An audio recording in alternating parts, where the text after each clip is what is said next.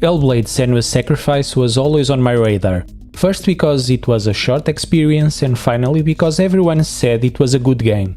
Dogmatically, I view these games that revolve around the serious theme that is often excluded from video games as a way of capitalizing on this popular theme while ignoring the game itself. The vast majority of the time, this problem places not only those who analyze it, but also those who play it in an unpleasant situation, as they will directly or indirectly feel coerced into speaking good things about the game, given its importance or social relevance. These are marketing cheat codes.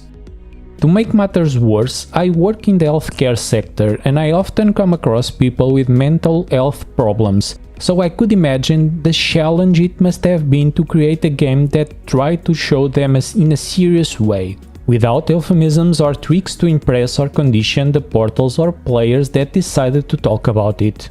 I'm writing after finishing the game and I'm impressed with its execution, even disregarding the fact that I saw the short documentary that appears after rolling credits, where the Ninja Theory team shows the level of detail that they went into making Hellblade Senua's Sacrifice. Of course, this team practically encompassed all the discourse surrounding the game, which has a lot of positive aspects, especially Senua's motion capture, sometimes so realistic that it seems that if we reach out and touch the screen we will be able to feel her, that is, of course, if we exclude the hair. Not so long ago I wrote about Spirit of the North, which is also based on the Norse mythology, but it only made me disregard it, something that is exactly the opposite in Hellblade Senua's Sacrifice. This game just made me want to reread my book dedicated to the different mythologies, even though I know that the Norse one is one of the least documented, as it was largely based on oral transmission, like some sort of mythological mononucleosis. And the biggest way in which I can praise it is that I liked it much more than in God of War, a game in which they had to resort to huge creative freedom to fit it into the game.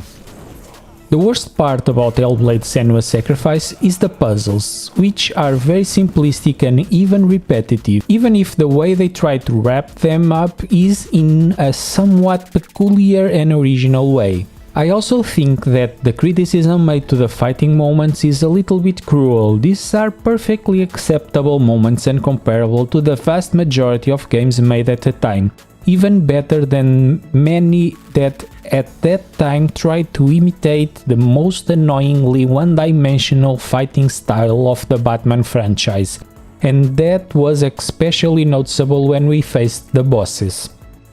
The warning made even before we reach the title screen is extremely important. Use headphones when playing, as they are an important part not in the game itself, but in order to have a more concrete idea of Senua's suffering.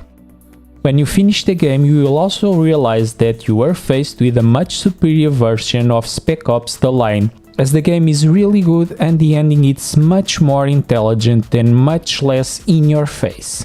You didn't expect this one, did you? I'm finally ready for Senua's saga Hellblade 2. I'm glad I finally decided to play Hellblade Senua's Sacrifice. It's on Game Pass. If you've never played it and you subscribe to the service, you won't lose anything by going there and investing 7 or 8 hours of your time playing it. See you next time, guys. Bye!